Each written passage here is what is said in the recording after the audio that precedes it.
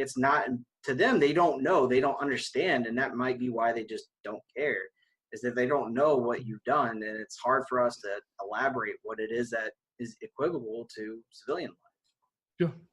Yeah, I've seen that too. And, hopefully that's part of what, some of the transition programs will help out, and change, in the future is, helping to understand, how to translate, those skills, because, running around, carrying an M4 doesn't translate to very much in the civilian world, or, No. tasks that you had to do, they don't have a necessarily direct correlation. But being able to know how to properly translate some of the soft skills that are very valuable, and be able to to articulate that into the civilian world to where that employer understands.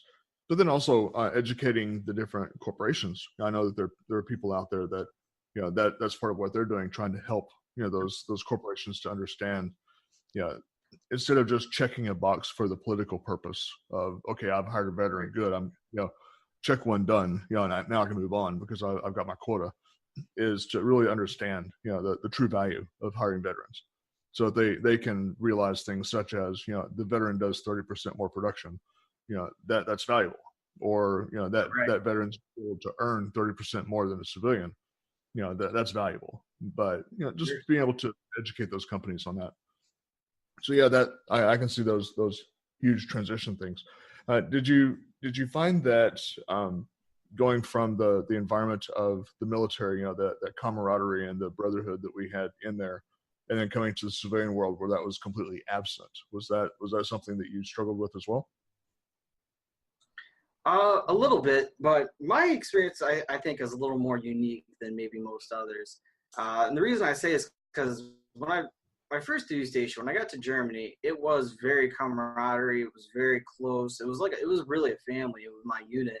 And it was because a lot of us were right from basic, and we were all there for about the same amount of time, from the E1s to E4s, the private specialists. So a lot of us were very similar, and we had a lot of good times together. So we spent a lot of time together.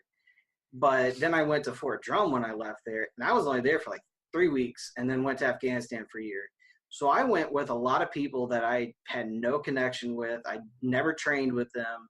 They don't know anything about me. I don't know anything about them. And that didn't really provide a lot of camaraderie for me. It wasn't really a family for me. It was really like going to a job for me at that point.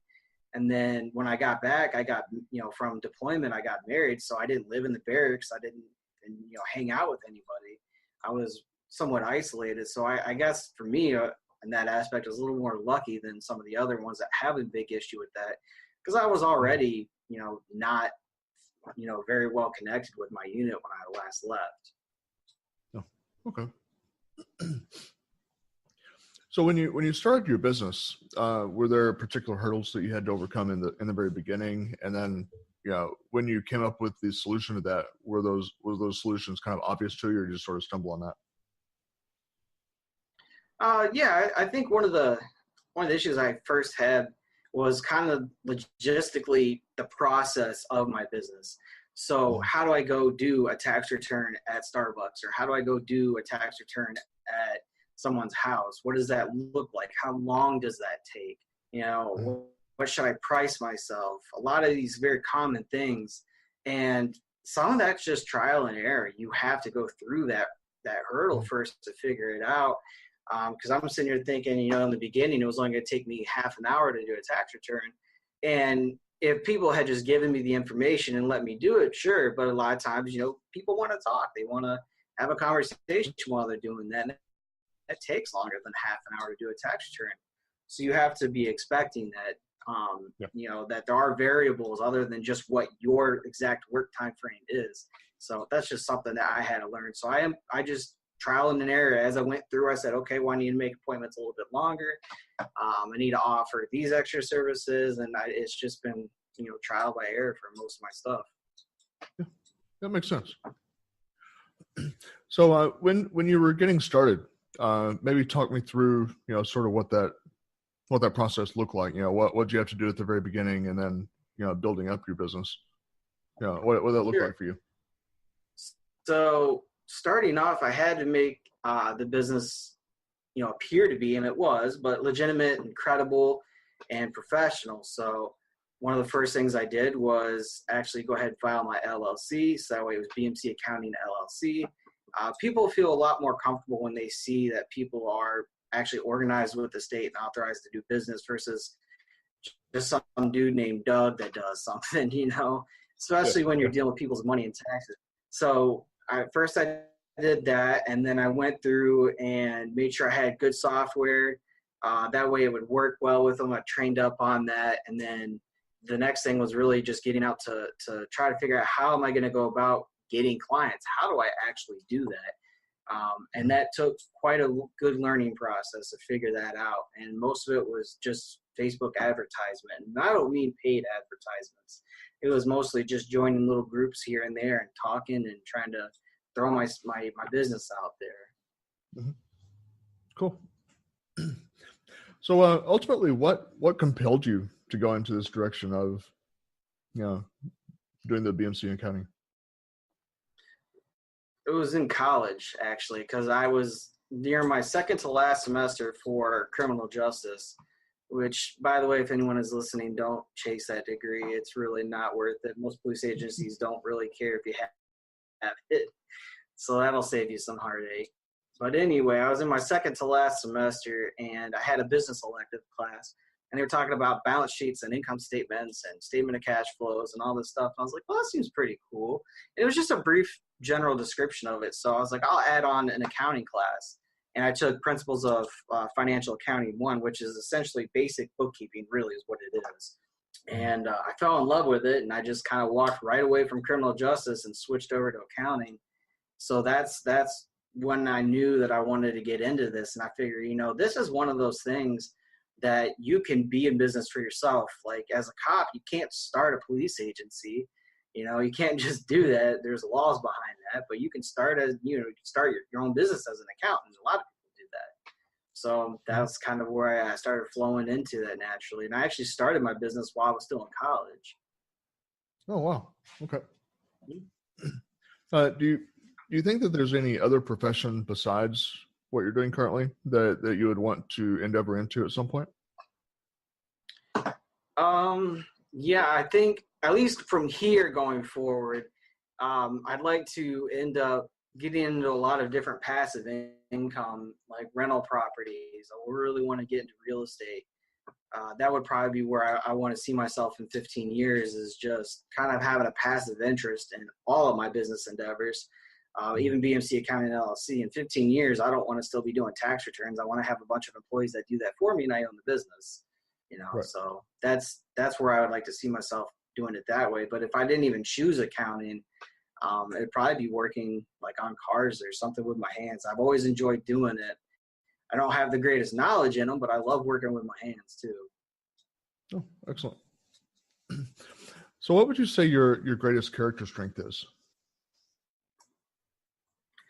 Probably personability. I just enjoy getting along with other people. I don't generally like to butt heads with people. And for those that I do, I'll usually just walk away from whoever it is I'm talking with. I'll just stop. But I think I like to be personable with people, and that's probably one of the stronger characters I have with my business, because it puts a lot of people at ease, especially when they're dealing with taxes. A lot of people get very nervous when they hear the word tax. They hate taxes. They don't understand them. It's confusing. It's aggravating. When you have someone that's more empathetic, sit down and actually, make them feel more relieved and understanding, I think that's really important for my business. Yeah. And on the flip side, what would you say your greatest weakness would be then? I always hated this question in the interviews too, because I've never really understood how I wanted to answer that. But I think for businesses that I try would maybe be doing too much too quick sometimes. And that's something I've already overcame. I don't really have that issue anymore, but initially starting off, I was just trying to get my hands into anything and everything I could to, keep going and get the business to grow. So I think that was a weakness that I had to at least overcome now for the most part. Oh, good deal. So when you're doing your brainstorming, some people have that special place they go to, whether it's nature or, going to the gym or or what have you. Is there a particular place you go to do your thinking and your strategizing? Yeah, I have one. It's not the most ideal, and it's probably I need to find somewhere else to do it. But it's generally the best time I have to sit down and take a minute is when I'm laying down for bed. That's when I feel I'm laying in bed, I'm getting ready to fall asleep. I feel like I have a lot of creativity right then and there, and I have a lot of my mind just kind of dumps out and just goes bleh, and everything just falls out. And that's where I end up doing it most of the time. So do you have like a notepad or something that you just do a mind dump, there at bed before you go to sleep? No, and the reason I don't do that, and this is just my philosophy. I mean, I don't even know if it's true or not, but is I figure that if I'm thinking about it before I go to bed and it's important enough and it's right enough that I remember it in the morning, then it was worth chasing after. Because I have a lot of great ideas, but if you forget about them quickly, chances are other people will too, and it was probably not that great of an idea. No, fair point. Sure. So if you're to describe for someone, imagine we have a listener here that is wanting to go into the direction that you've gone into. And how would you describe, what a day in your business looks like to them? Kind of a high level description. Sure. So me personally, I usually like to set one day of the week aside to where I just do some of my administrative tasks, like draw up what I'm going to do for the week for my marketing and advertising, what other tax research I need to do, continuing education, contacting clients, keeping up with people.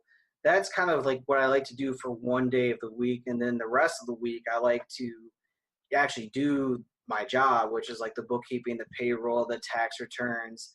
And then when I have time in between there, I do a lot more of the administrative tasks that I didn't get done on, for example, today, Monday is my day where I do a lot of administrative tasks where I'll do podcast interviews or I'll do research or I'll reach out to people that are, new clients. That's generally what I keep one day for. Now, that doesn't always work for everybody, for every business, but I found very helpful if you can set an entire day aside to do that.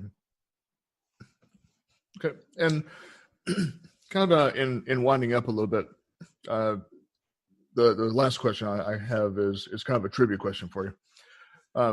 Sure. If you can tell us something about you that most people don't know.